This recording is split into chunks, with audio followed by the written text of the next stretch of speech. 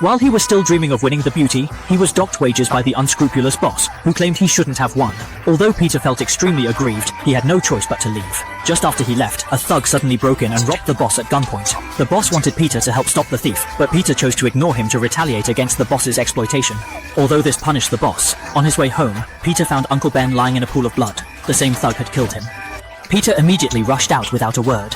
During the chase, he changed into his Spider-Man suit, navigating through buildings until he finally reached the robber's car.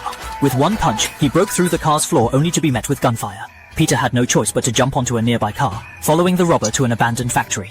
Clearly, the thief was no match for Spider-Man, and he was so scared that he kept retreating, ultimately falling to his death after crashing through a window.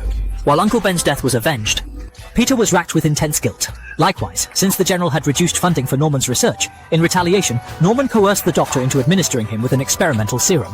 As the apparatus came to life, a green fog enveloped the chamber, causing Norman's physique and cardiac function to react chaotically. The doctor, in distress, terminated the machine's operation, believing Norman had perished. However, as he drew near, Norman grabbed him and threw him mercilessly.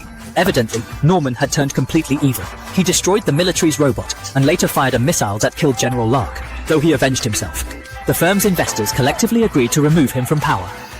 Norman was in disbelief, given his dedication to the company's prosperity. No matter his fervent justifications, it altered nothing. The subsequent evening, at the company's yearly festival, the Green Goblin descended on his hovercraft, instantly hurling explosive gourds at the executives. The crowd dispersed in terror.